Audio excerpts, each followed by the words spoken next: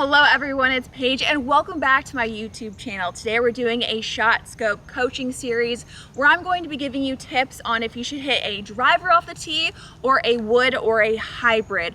Again, when it comes to a wood or a hybrid, that is personal preference, but both apply. For me, I have only woods in my bag. Some people prefer a hybrid, but we're going to be discussing all of the above. And the great thing about shot scope is that you can use your watch or your rangefinder device to get all of the data that you need to shoot lower scores. So what it does, it tracks your round, and then you can go back into the app and see how you're doing, look at your stats. Using data is the quickest and easiest way to shoot your lowest scores ever. So let's get right into it.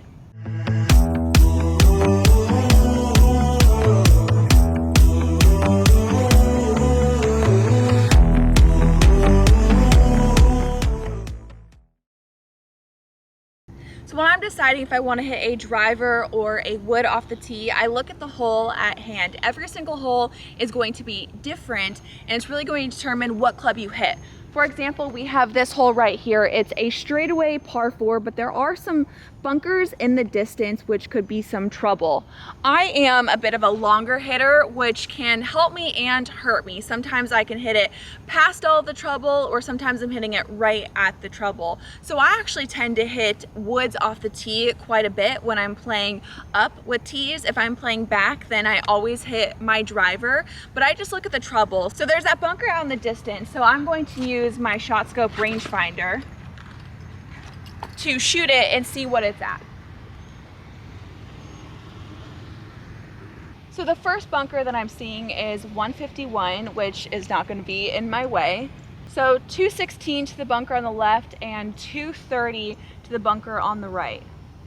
Past the bunkers are 250. If I hit a great drive, I will hit it past those bunkers and I'll have just an easy little flip wedge up to the green, which is very enticing. However, if I miss it a little left or I miss it a little bit right, I might be in those bunkers because we're talking about carry distance, and I'm looking at a 50-40 yard bunker shot, which, as we all know in golf, that is one of the most difficult shots in golf. So on this hole, even though it is a short hole and it is calling my name to hit a driver, I'm actually going to hit a wood and play it safe because I don't want to be in those bunkers and I don't want to risk making a bogey or a double bogey. Another thing I want to add is if I would choose to hit driver here, I'm putting a lot of pressure on myself to execute, to hit a really great drive. I'm not giving myself any room to miss hit a shot. If I miss hit it, then I'm probably not going to carry the bunker on the right, and I could potentially snap hook it, which is my miss, on the left. And so now I've freed myself up with my wood because I can miss it and I will still be okay. You don't want to put extra stress and pressure on yourself throughout a round of golf because those birdies will come. The opportunities for you to be aggressive will come, and we're going to talk about that in a second. But when there are times where you need to lay up, there's nothing wrong with that. Don't make others make you feel bad for laying up. There is nothing wrong with that. It's actually the smart play, and that is how you shoot lower scores, is by using your data, using what works for you, trusting yourself, and hitting the right shot and the right club when it calls for it.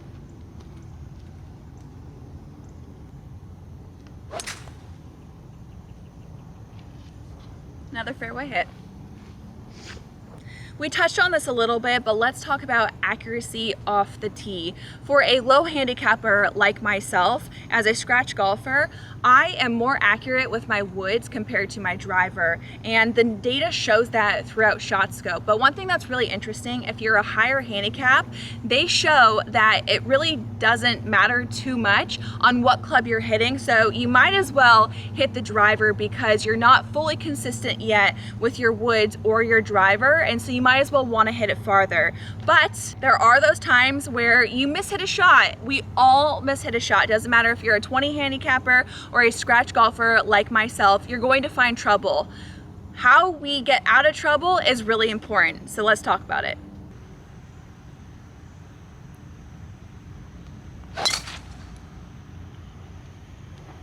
Like I said, we all hit some bad shots, and unfortunately I landed here, but the good news is that I did hit my driver off the tee.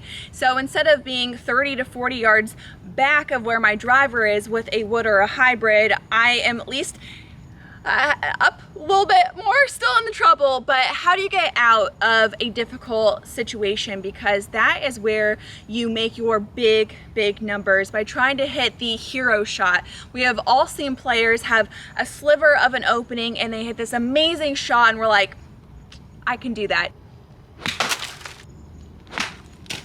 No, you cannot. You cannot pull that shot off for a number of different reasons. One is you don't practice them that often. How many times are you on the driving range and you're trying to hit a low hook or a low slice or a high draw or a high fade? You're not practicing that. So first off, what I want to say is practice those difficult shots on the range. So the first time you ever try to hit one isn't on the golf course in a high stress situation. So practice them on the range first. I have a lot of practice because I can get a little hayward with my driver. So I really like these shots because you can be very creative, but sometimes creativity is not the way to go. So when I'm looking at this shot, I have a palm tree right in front of me. I have a bush just left of me. I have trees on the left side. I have a bunker on the right side. What am I going to do? My first reaction is that I'm going to hit a low cut around the palm tree. But here's the problem. The way that the hole is set up is that I don't want to be on the right side and I don't want to be on the left side. So I almost have to hit this kind of straight little shot, and my opening is this big. We don't want to do that. So what we're going to do is we're going to grab a 7 or an 8 iron.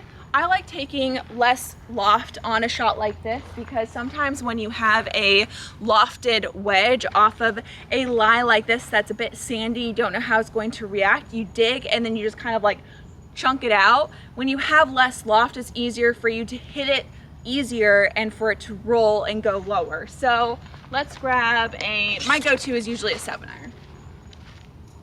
I still have to keep it low under these trees just slightly, but again, you have a 7 iron in your hand, so you don't really have to worry about that. And all you do is hit a chip shot and let the loft do what it's supposed to do. Now I am back in play and I can get up and down for my par instead of hitting the tree, going OB, having to take a drop, having to hit this next safe shot, and before you know it, there's a snowman on your scorecard when you could have just saved your par. And that is all for today's coaching series with ShotScope. But let's do a quick recap on what's better, a driver versus a wood or a hybrid off the tee. The first thing is you look at the hole ahead of you. Is there trouble in your way? Can I reach it with a driver? What does a 3-wood or a hybrid or a wood look like? Does that put me into the safe spot? And sometimes driver is not the play when there's OB or water or a bunker right in your landing zone. And if that's the case, then take something shorter off the tee. But we also learned that hitting it farther is better, and if you're a higher handicap, then they say by the data that you're kind of just not that accurate with both of them, so you might as well be 20 to 30 yards farther forward. But that is all determined by the hole. If there's not much trouble, always hit your driver. It's going to help you on those par 4s and especially on those par 5s. But as I was saying, we're not always that accurate and we end up in trouble. Take the safe out. You can try to make your par the boring way, but the smart way. Playing smart golf is so underrated. You're going to shoot lower scores by looking at your data, playing smart golf, and really thinking your way through these rounds. And if you loved today's video, make sure to check out all of the ShotScope products. They have so many GPS devices, amazing GPS watches. This one has an interchangeable band so I can match my outfit, which I really love. They have rangefinders as well, everything you need and so much more. Also a free app, so when you get all of your data, go straight to the app and it's all free and it's included in when you buy a ShotScope product, so it is definitely worth it. And if you guys are looking for a discount, you already know what to do. Use my code Paige. As a reminder, if you want a discount on any ShotScope product, use my code Paige right now at shotscope.com. We will link it down below. Make sure to leave a comment, like today's video, subscribe to my channel, and I will see you guys next Thursday. Bye.